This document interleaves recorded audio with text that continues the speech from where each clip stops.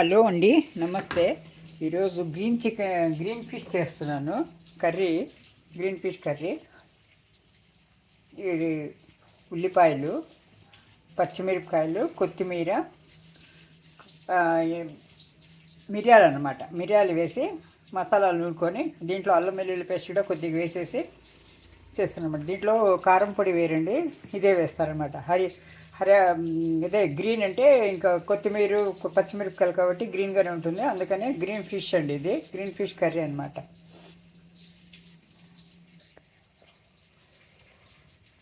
చూడండి, కొద్దిగా ఆయిల్ వేసి ఒక హాఫ్ ఉల్లిపాయలు వేస్తారు అన్నమాట. మిగతా ఒక ఉల్లిపాయ మొత్తము ఇలా నూరేసానండి, మిక్సీ పెట్టేస్తాను అనమాట. దీనికి కొద్దిగా అనమాట స్టార్టింగ్లో కొద్దిగా వేయాలి. ఇది ఇప్పుడు కడాయిలో కొద్దిగా లైట్గా షాలో ఫ్రై చేసుకోవాలండి. ఇది గ్రీన్ ఫిష్కు దీంట్లో అంతా ఉప్పు, కారము, పసుపు అంతా వేసి చేసేదాన్ని కాలిమిట్ చేసి, ఇప్పుడు ఇది కొత్తిమీర, అల్లం వెల్లుల్లి పేస్టు, తర్వాత వచ్చి మిరియాలు వేసుకుంటున్నామండి. ఉప్పు కూడా వేసుకుంటున్నాం ఇందులో కొద్దిగా. ఆల్రెడీ అందులో వేసాం కాబట్టి ఇందులో కూడా ఉప్పు వేసుకుంటున్నాము. ఇప్పుడు ఇందులో వేసేస్తాము ఉప్పు.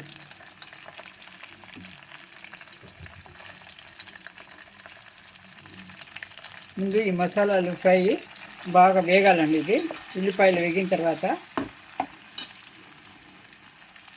ఈ కొత్తిమీర, గ్రీన్ చిల్లీ పేస్ట్ బాగా వేగాలన్నమాట. మసాలా ఇది బాగా అవ్వాలి, ఎందుకంటే తర్వాత మనం కలబెట్టలేము. అది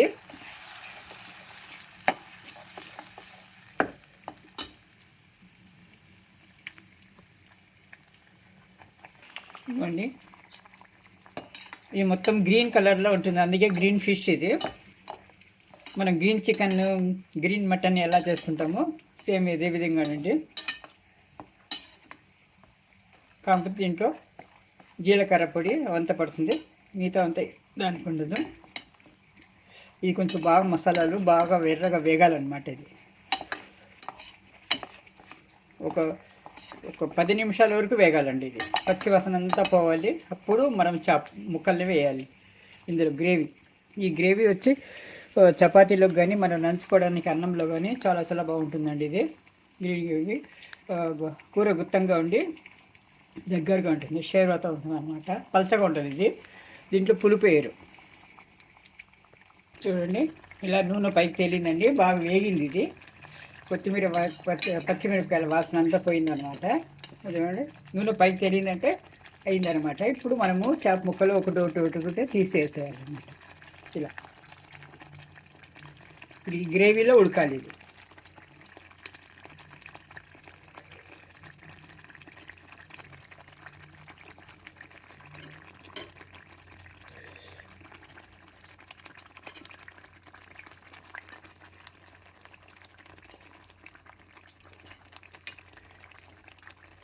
ఎక్కువ కదపకూడదండి, చేపలు విరిగిపోతాయి.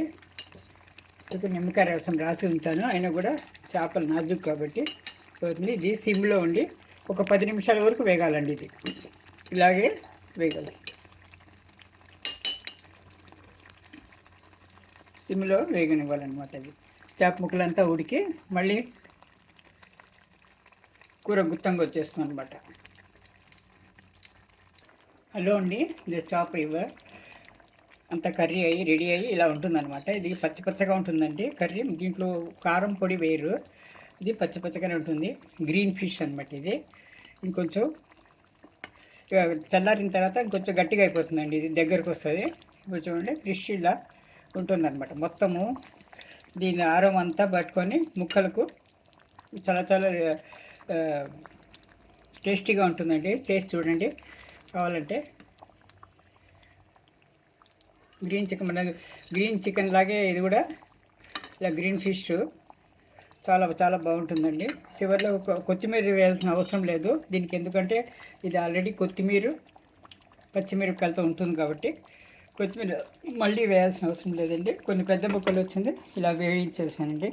దీనికి చాట్ మసాలా చివరిలో చల్లి ఒక నిమ్మకాయ రసం పిండేసి, సగం డిప్ప పిండేస్తే బాగా వచ్చాక పైన కరకరలాడుతూ కార్న్ఫ్లవర్ వేసి కలిపినాం కాబట్టి పైన కరకరలాడుతూ లోపల సాఫ్ట్గా చాలా చాలా టేస్టీగా ఉంటుందండి ఇది. చికెన్ ఫిష్ ఫ్రై అది చిన్న గ్రీన్ ఫిష్ అనమాట. ఇంకోసారి ఫిష్ ఫింగర్స్ చేస్తానండి, అది చూద్దరు కానీ ఫిష్ ఫింగర్ పోస్ట్ చేస్తాను చూడండి. ఛానల్ ఎలా ఉందో చూసి కామెంట్ చేయండి. వీలైతే మా ఫ్రెండ్స్కి రిలేటివ్స్ కానీ షేర్ చేయండి. ఆ తర్వాత లైక్ చేయండి, సబ్స్క్రైబ్ చేసుకోండి ఛానల్ని వాచ్ చేసినందుకు. ఇది ఎలా ఉందో చెప్పండి మీరు. ఇది నూనె పైన తేలుతుందండి. అయిపోయింది, కర్రీ అయిపోయినట్టు. దీన్ని ఎక్కువ కలియబెట్టకూడదు. ఇది కొంచెం దగ్గరకు వస్తుంది. ఇది ఆరిన తర్వాత, చల్లారిన తర్వాత ఇంకొంచెం దగ్గరికి వస్తుంది అనమాట. గుత్తంగా ఉంటుంది. ఫిష్కు ముక్కలకు పట్టి ఉంటుంది అనమాట. అది కూర కర్రీ చాలా చాలా బాగుంటుందండి. ఇది మీరు చేసి చూడండి, లైక్ చేయండి, సబ్స్క్రైబ్ చేసుకోండి ఛానల్ని. Thank you for watching. Thank you.